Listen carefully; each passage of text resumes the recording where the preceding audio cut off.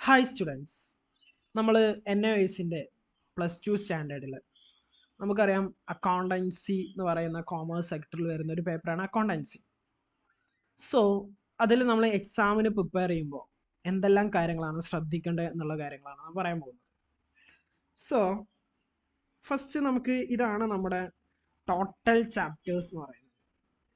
അതിൽ നമ്മൾ നോക്കണം, നമ്മൾ 6 മൊഡ്യൂളായിട്ട് ഇതിനെ ഭാഗിച്ചിട്ടുണ്ട്. അതെന്ന് പറയുന്ന ഓരോ ടോപ്പിക്സ് ആണ്. ഫസ്റ്റ് നമുക്ക് ഇൻട്രൊഡക്ഷൻ എന്ന് പറയുന്ന ഒരു ടോപ്പിക്കാണ് ആദ്യം ഒരു സെക്ഷനിൽ വരുന്നത്. ആ ഇൻട്രൊഡക്ഷൻ തന്നെ സ്ക്രീൻ കാണുന്നത് പോലെ ഇൻട്രൊഡക്ഷനിൽ നമുക്ക് ഏകദേശം 8 ചാപ്റ്റേഴ്സ് ഉണ്ടായിരുന്നു. ആ 8 ചാപ്റ്റേഴ്സിൽ ഒരുപാട് നമുക്ക് എന്താ പറയുക TMA പോർഷനാണ് വരുന്നത്. പക്ഷേ നിങ്ങൾ ആ TMA പോർഷൻ നമുക്കറിയാലോ അസൈൻമെൻറ്റ്. അപ്പോൾ അസൈൻമെൻറ്റിൻ്റെ കാര്യങ്ങളൊക്കെ നമ്മുടെ ഇൻസ്റ്റിറ്റ്യൂട്ടിൽ നിങ്ങൾക്ക് പ്രൊവൈഡ് ചെയ്യും. അപ്പോൾ നിങ്ങൾ ആ ഒരു പോർഷൻ എന്ന് പറയുന്നത്, ആ TMA പോർഷൻ എന്ന് പറയുന്നത് നിങ്ങൾ എന്ത് ചെയ്യണം, സ്കിപ്പ് ചെയ്യരുത് ഇൻട്രൊഡക്ഷനിലുള്ളത്.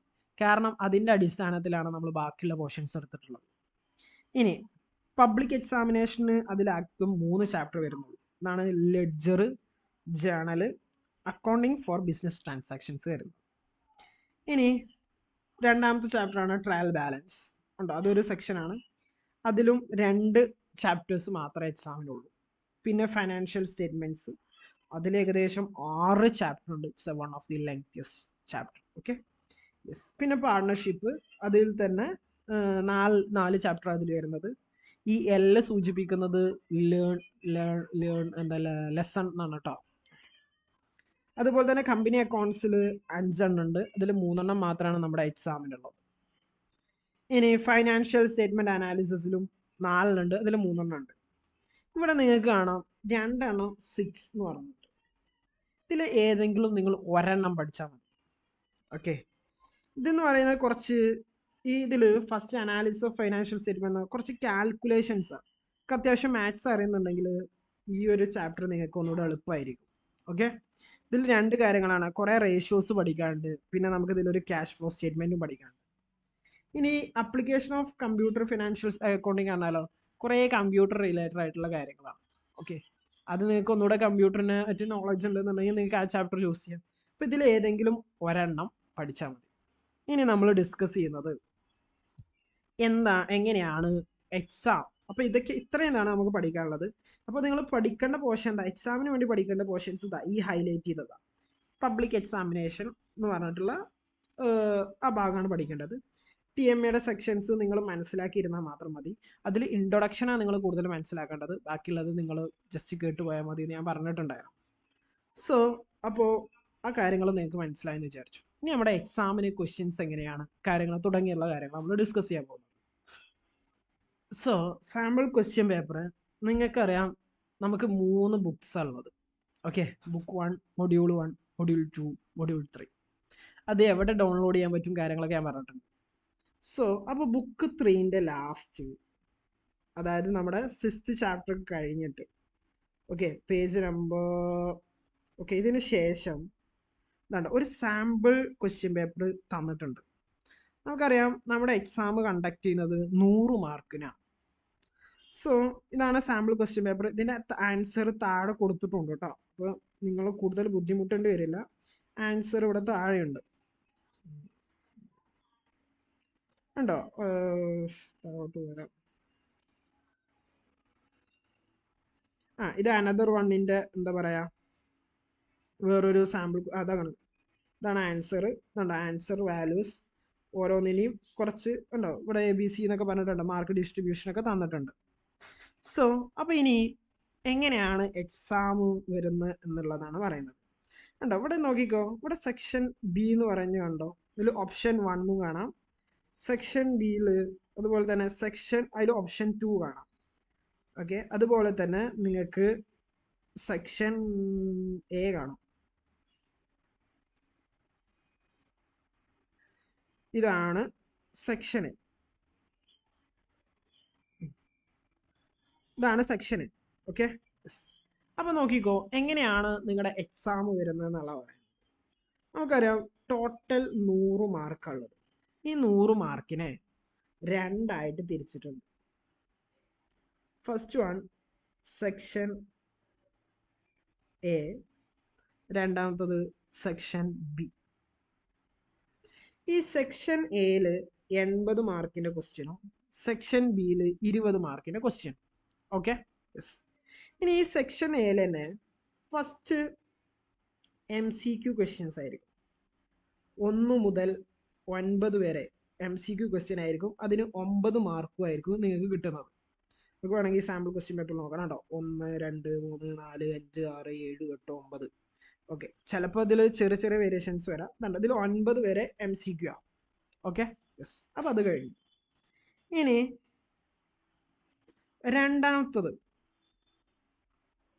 രണ്ടാമത്തെ ക്വസ്റ്റ്യൻസ്, അതായത് രണ്ടാമത്തെ type questions short note questions ആണ്. അതായത് ചെറിയ, വളരെ 2 മാർക്കിനും 3 മാർക്കിനും ചോദിക്കുന്ന ചെറിയ ചെറിയ ക്വസ്റ്റ്യൻസ്. അതെന്ന് പറയുന്നത് 10 മുതൽ 12 വരെ ആയിരിക്കും. 10 മുതൽ 12 വരെ അങ്ങനത്തെ ക്വസ്റ്റ്യൻസ് ആയിരിക്കും. അതിന് നിങ്ങൾക്ക് 3 മാർക്ക് വീതമായിരിക്കും മിക്കവാറും ഉണ്ടാവുക. അങ്ങനെ വെച്ചാൽ അതിന് നിങ്ങൾക്ക് 9 മാർക്കായിരിക്കും. ഓക്കെ, ഇവിടെ നമ്മൾ നോക്കിക്കഴിഞ്ഞാൽ കാണാൻ പറ്റും. കണ്ടോ, 10ാമത്തെ ക്വസ്റ്റ്യൻ ഉണ്ടോ? Distinguish between receipts, payment account, income and expenditure നമ്മൾ പഠിച്ചിട്ടുണ്ട്. അതിൻ്റെ ഓപ്പണിംഗ് ആൻഡ് നേച്ചർ, ക്യാപിറ്റൽ. അതിൻ്റെ ബേസിസിൽ ജസ്റ്റ് ഷോർട്ട് ആയിട്ടുള്ള കുറച്ച് ആൻസേഴ്സ് ആണ് അവർ ചോദിക്കുന്നത്. അതുപോലെ തന്നെ ജനറൽ റിസർവും സ്പെസിഫിക് റിസർവ് എന്താണെന്നുള്ളത് അത് നമ്മൾ പഠിച്ചിട്ടുണ്ട്. ഗീവ് എക്സാമ്പിൾസും ചോദിച്ചിട്ടുണ്ട്. അപ്പോൾ അങ്ങനത്തെ ക്വസ്റ്റ്യൻ ഷോർട്ട് നോട്ട് ക്വസ്റ്റ്യൻസ് ആയിരിക്കും അടുത്തുണ്ടാവുക. 10 to 12 വരെ 9 മാർക്കിന്. അടുത്തത് പ്രാക്ടിക്കൽ ആൻഡ് തിയറി ക്വസ്റ്റ്യൻസ് ആയിരിക്കും. അതായിരിക്കും 13 to 20 ക്വസ്റ്റ്യൻസ് ഉണ്ടാവുക. അതിന് 42 മാർക്കാണ് ഉണ്ടാവുക. അതായത് 42 മാർക്കിന് ഏകദേശം പ്രാക്ടിക്കൽ ആൻഡ് തിയറി. നമുക്ക് നോക്കാം. അത് 13 മുതൽ 20 വരെ ആയിരിക്കും. കണ്ടോ, അപ്പോൾ ഇതൊരു പ്രാക്ടിക്കൽ ക്വസ്റ്റ്യൻ ആണ്. ഓക്കെ, ഇതിപ്പോൾ എന്തിനുള്ള ക്വസ്റ്റ്യൻ ആണ്? Prepare ജെയർ executor account. ഓക്കെ, അപ്പോൾ നമ്മൾ ചെയ്യുന്ന ഓരോ പ്രാക്ടിക്കൽ ഇല്ലുസ്ട്രേഷൻസ് ഒക്കെ ചെയ്യാറുണ്ട്. അങ്ങനത്തെ ക്വസ്റ്റ്യൻസ് ഉണ്ടോ. ഗീവ് ദ ജേണൽ എൻട്രീസ് എഴുതാൻ. അതുപോലെ തന്നെ issue of debentures or examples എഴുതാൻ. അതുപോലെ തന്നെ നമ്മൾ നോക്കിയേ അങ്ങനത്തെ practical related questions. Okay, yes, അതാണ് എന്ത്. അതുപോലെ തന്നെ ഉണ്ടോ partners capital account, revaluation account, balance sheet തുടങ്ങിയൊക്കെ പ്രിപ്പയർ ചെയ്യാൻ വേണ്ടിയിട്ടുള്ള കാര്യങ്ങളാണ് ഇവിടെ കൊടുത്തിട്ടുള്ളത്. പിന്നെ 20ാമത്തെ നോക്കിയേ ഉണ്ടോ ജേണൽ എൻട്രീസ്, നമ്മുടെ കമ്പനി അക്കൗണ്ട്സ് എന്ന് വന്നിട്ടുള്ളതാണ്. കമ്പനി അക്കൗണ്ട്സ് ഒക്കെ നിങ്ങൾക്ക് വളരെ സിമ്പിളായിട്ട് മാർക്ക് സ്കോർ ചെയ്യാൻ പറ്റുന്ന ഒരു ഏരിയ ആണ് കേട്ടോ. അപ്പോൾ അതോടുകൂടെ ആ ഒരു ഏരിയ കഴിഞ്ഞു. സോ അപ്പോൾ 13 മുതൽ 20 വരെ എന്തായിരിക്കും പ്രാക്ടിക്കൽ ക്വസ്റ്റ്യൻസ് ആയിരിക്കും. അതിന് നല്ല മാർക്കും ഉണ്ടാവും കേട്ടോ. 5 വെച്ചിട്ടൊക്കെ ആയിരിക്കും. ഓക്കെ, നല്ല മാർക്കുണ്ടാവും. അതാണ് ഇതിൻ്റെ നമ്മുടെ സെക്ഷൻ എയിലെ മെയിൻ ഏരിയ എന്ന് പറയുന്നത്. ഇനി സെക്ഷൻ ബി അടുത്തതെന്ന് പറയുന്നത് ഹെവി പ്രാക്ടിക്കൽ പ്രോബ്ലം. അതായത് വലിയ പ്രോബ്ലംസ് ആയിരിക്കും. അത് 20 മാർക്കിനായിരിക്കും വരുന്നത്. നമുക്ക് ജസ്റ്റ് നോക്കാം. ഇപ്പൊ 21ാമത്തെ ക്വസ്റ്റ്യൻ നോക്കിയേ. 21ാമത്തെ ക്വസ്റ്റ്യൻ അത് ഒരൊറ്റ ക്വസ്റ്റ്യൻ ആയിരിക്കും മിക്കവാറും കേട്ടോ. വലിയ ക്വസ്റ്റ്യൻ ആയിരിക്കും. ഇവിടെ ഉണ്ടോ കുറേ കാര്യങ്ങൾ പറയുന്നുണ്ട്. ഉണ്ടോ realisation account, partnership capital account, bank account, ഇത്രയും കാര്യങ്ങളൊക്കെ ഒരുമിച്ച് ചെയ്യാൻ വേണ്ടിയിട്ട് വലിയൊരു ക്വസ്റ്റ്യൻ. അതിന് എത്ര മാർക്ക്? 20. അപ്പോൾ ഇങ്ങനെ ആയിരിക്കും ക്വസ്റ്റ്യൻ ഉണ്ടാവും. അപ്പോൾ ഫസ്റ്റ് 1 മുതൽ 9 വരെ MCQ ക്വസ്റ്റ്യൻ. പിന്നെ ചെറിയ ഷോർട്ട് ടൈപ്പ് ആൻസർ ക്വസ്റ്റ്യൻസ് ആയിരിക്കും രണ്ടാമത്. 10 to 12 വരുന്ന ക്വസ്റ്റ്യൻ, അത് 9 മാർക്കിന്. പിന്നെ എന്താ പറയുക, theory portion, practical and theory കുറച്ച് ചെറിയ ചെറിയ ക്വസ്റ്റ്യൻസ്, അത് 5 മാർക്കിന് വെച്ച് 42 മാർക്ക്. പിന്നെ ഹെവി പ്രാക്ടിക്കൽ ക്വസ്റ്റ്യൻ ഒരൊറ്റെണ്ണം ഉണ്ടാവും, അത് മിക്കവാറും 20 മാർക്കിന്. അങ്ങനെ അതെല്ലാം കൂടെ നമ്മൾ ആഡ് ചെയ്ത് കഴിഞ്ഞാൽ 9, 9, 18, 42, 60, 20, 80 മാർക്കാകും. അപ്പോൾ ഇതോടുകൂടെ സെക്ഷൻ എ കഴിഞ്ഞു. ഇനി സെക്ഷൻ എയിൽ ക്വസ്റ്റ്യൻ വരുന്നത് എവിടുന്നാണെന്ന് അറിയോ?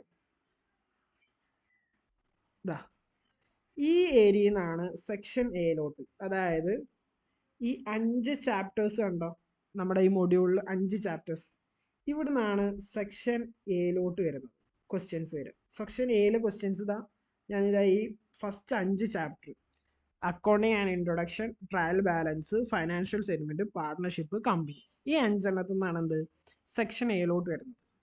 ബാക്കി വരുന്ന 2 ചാപ്റ്റേഴ്സ് 6 എന്ന് പറഞ്ഞ ഇവിടെ കൊടുത്തിട്ടുണ്ട്, 6ാമത്തത് കണ്ടോ, അത് 2ന്റെ നമ്പറും 6 എന്ന് പറഞ്ഞിട്ട് കൊടുത്തിട്ടുണ്ട്. ഇതാണ് സെക്ഷൻ ബി. ഓക്കെ, 20 മാർക്കിൻ്റെത്. അപ്പം ഇനി സെക്ഷൻ ബിയിലോട്ട് പോവാം.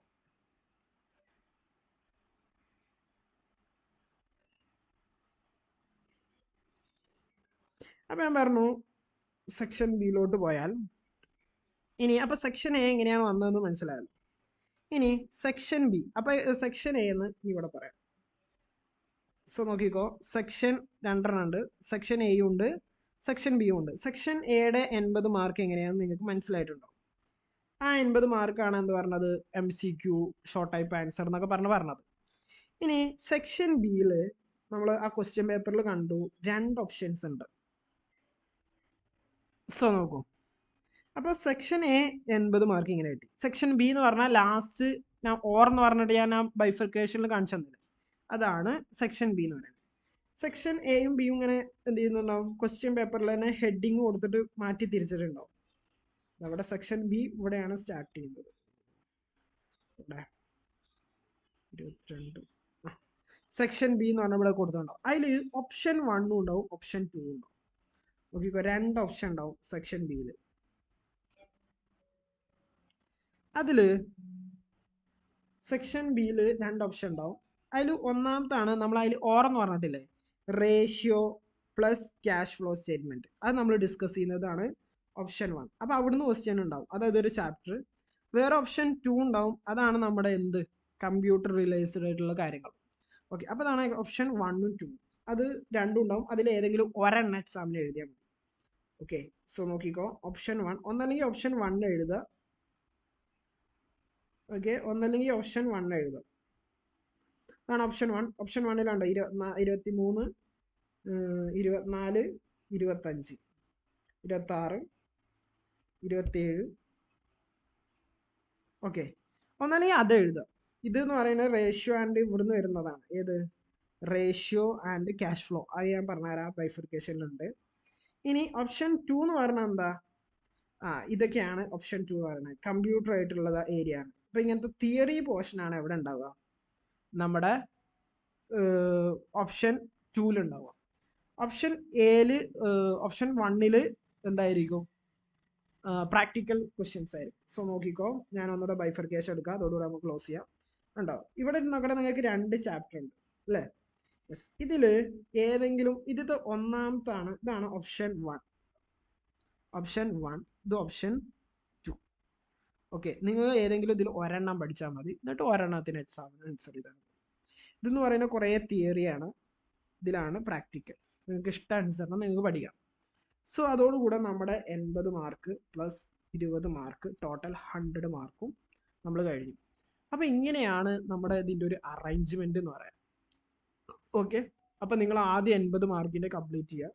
എന്നിട്ട് നിങ്ങൾക്ക് ആറാമത്തെ ചാപ്റ്റർ നമ്മൾ കുറച്ചുകൂടെ സ്പീഡിലൊക്കെ എടുത്തിട്ടുള്ളത്. സോ അതിനനുസരിച്ച് നിങ്ങൾ എന്ത് ചെയ്യുക, ഡൗട്ട്സും കാര്യങ്ങളൊക്കെ ചോദിച്ച് ബാക്കിയുള്ള കാര്യങ്ങൾ നിങ്ങൾക്ക് എക്സാമിൻ്റെ സമയത്ത് നമ്മൾ ഒന്നുകൂടെ കൂടുതൽ സപ്പോർട്ടും കാര്യങ്ങളൊക്കെ ഒന്നുകൂടെ നമ്മൾ പറഞ്ഞു തരും. ഓക്കെ, അതുപോലെ തന്നെ ഞാൻ പറഞ്ഞില്ലടാ, പിന്നെ നിങ്ങൾ ശ്രദ്ധിക്കേണ്ട മറ്റൊരു കാര്യമാണ്, നമുക്കറിയാം NIS +2 അക്കൗണ്ടൻസി എന്ന് അടിച്ചാൽ, ഓക്കെ, അക്കൗണ്ടൻസി എന്ന് അടിച്ചാൽ നമുക്ക് ഇങ്ങനെ ഒരു ഇത് കിട്ടും. അതിൽ ഫസ്റ്റ് കാണുന്നത് തന്നെയാണ് എന്ത്, നമ്മുടെ NISൻ്റെ ഒഫീഷ്യൽ സൈറ്റ്. അത് ഓപ്പൺ ചെയ്യാം. ഞാൻ പറഞ്ഞിട്ടുണ്ടായിരുന്നത് മുമ്പ്, ഒന്നുകൂടെ പറഞ്ഞതാണ്, ജസ്റ്റ് ഒന്നുകൂടെ പറയാണ്. ഇതിൽ നമ്മൾ ഫസ്റ്റ് ഉണ്ട് book, 3 book, book 1, book 2, book 3, 2, 3 എന്ന് പറഞ്ഞിട്ട് ഇവിടെ കിടക്കുന്നുണ്ട്. അതുപോലെ തന്നെ ഇതിൽ ഉണ്ടോ, എന്താ പറയുക, ലേണേഴ്സ് ഗൈഡ് ഞാൻ പറഞ്ഞിട്ടുണ്ട്, നമ്മുടെ തിയറി പോർഷൻസിൻ്റെ ഒക്കെ ലേണേഴ്സ് ഗൈഡ് ഉണ്ട് ഇവിടെ. ഓക്കെ, ഇവിടെ നമ്മൾ ഇമ്പോർട്ടൻ്റ് ആയിട്ട് നോക്കേണ്ട ഒരു ലേണേഴ്സ് ഗൈഡ് ഉണ്ട് കേട്ടോ. ഈ ഡാറ്റാബേസ് സ്പ്രെഡ് ഷീറ്റ് എന്താന്നൊക്കെ പറഞ്ഞിട്ട് ഇവിടെ കുറേ ലേണേഴ്സ് ഗൈഡ് ഉണ്ടല്ലോ. അതായത് ക്യാഷ് ഫ്ലോ സ്റ്റേറ്റ്മെന്റ് ഇത്. ഓക്കെ, ഇപ്പൊ എന്തുണ്ടോ ഈ സ്പ്രെഡ് ഷീറ്റ് ലാസ്റ്റ് വരുന്നുണ്ടോ, അവിടെ നിങ്ങൾ അത് എന്തായാലും പഠിക്കണം. മനസ്സിലാവുന്നുണ്ടോ? ഓക്കെ, ഇത് പഠിച്ചാൽ മതി. ഞാൻ ഒന്നുകൂടെ പറയാം. എടാ നമ്മുടെ ലാസ്റ്റ് ക്വസ്റ്റ്യൻ 2 ചാപ്റ്റർ ഉണ്ട് അല്ലേ, അതായത് സെക്ഷൻ ബിയിൽ വരുന്ന ഓപ്ഷൻ 1ഉം 2ഉം ഉണ്ട്. ഓപ്ഷൻ 1 എന്ന് പറയുന്ന ഒരു പ്രോബ്ലം പേപ്പറാണ്, അത് ഞാൻ നിങ്ങൾ ക്ലാസ്സിൽ ഡിസ്കസ് ചെയ്ത പോലെ തന്നെ പഠിക്കുക. ഓപ്ഷൻ 2ല് നമുക്ക് തിയറി പോർഷനാണ്. അപ്പോൾ ആ തിയറി പോർഷനെ നിങ്ങൾ പഠിക്കുമ്പോഴേ, ഞാൻ ടെസ്റ്റ് വെച്ചാണ് അത് പറഞ്ഞു തന്നത് കുറച്ച് കാര്യങ്ങളൊക്കെ. നിങ്ങളത് പഠിക്കുമ്പോൾ ലേണേഴ്സ് ഗൈഡ് ഉപയോഗിച്ച് പഠിച്ചാൽ മതി. ലേണേഴ്സ് ഗൈഡിൽ ഒന്നുകൂടെ വൃത്തിക്ക് എഴുതിയിട്ടുണ്ട്. ഓക്കെ, നമുക്ക് പറ്റുകയാണെങ്കിൽ നമുക്ക് എക്സാമിൻ്റെ സമയത്ത് ഒന്നുകൂടെ പോർഷൻസ് ഒന്ന് ജസ്റ്റ് റിവൈസ് ചെയ്യാൻ അങ്ങനെ ഒരു ഇത് കണ്ടക്ട് ചെയ്യാം. ഓക്കെ, അപ്പോൾ ലേണേഴ്സ് ഗൈഡ് ഞാൻ പറഞ്ഞിട്ടുണ്ട്, ഫസ്റ്റ് ചാപ്റ്ററിൻ്റെസിൻ്റെയൊക്കെ ഞാൻ കുറേ നോക്കി തന്നിട്ടുണ്ട്. അപ്പോൾ ബാക്കിയുള്ളത് എന്ത് ചെയ്യുക, നിങ്ങളുടെ ഹെൽപ്പ് ചെയ്ത് കൂടെ നിൽക്കുകയാണെന്നുണ്ടെങ്കിൽ നമുക്കത് എന്ത് ചെയ്യാൻ പറ്റും, പെട്ടെന്ന് കവറപ്പ് ചെയ്യാൻ പറ്റും. പിന്നെ നോക്കിക്കോ, ടെസ്റ്റും കാര്യങ്ങളൊക്കെ ഇവിടെ കൊടുത്തിട്ടുണ്ട്, അറിയാലോ. അപ്പോൾ നിങ്ങളിത് നന്നായിട്ട് യൂസ് ചെയ്യണം. ലേണേഴ്സ് ഗൈഡിൻ്റെ നോട്ട് പ്രത്യേകിച്ച് നമ്മൾ സെപ്പറേറ്റ് ആയിട്ട് തരുന്നൊന്നുമില്ല, എല്ലാം നിങ്ങളുടെ ടെക്സ്റ്റ് ബുക്കിലും ലേണേഴ്സ് ഗൈഡിനും ഞാൻ തന്നു കഴിഞ്ഞാലും ഇത്ര ഒരു പെർഫെക്ഷൻ ഉണ്ടാവില്ല. ഓക്കെ, അപ്പോൾ നിങ്ങൾ 2 കാര്യങ്ങളാണ് പ്രൊവൈഡ്. ഒന്ന് നിങ്ങളുടെ ടെക്സ്റ്റ് ബുക്ക്, 2 എന്ന് പറയുന്നത് നിങ്ങളുടെ ലേണേഴ്സ് ഗൈഡ്. അങ്ങനെയാണ് നിങ്ങൾ പഠിച്ചു തുടങ്ങേണ്ടത്. ഓക്കെ, സോ നന്നായിട്ട് പഠിക്കുക, നന്നായിട്ട് എക്സാം എഴുതുക. Okay, all the best. Bye bye.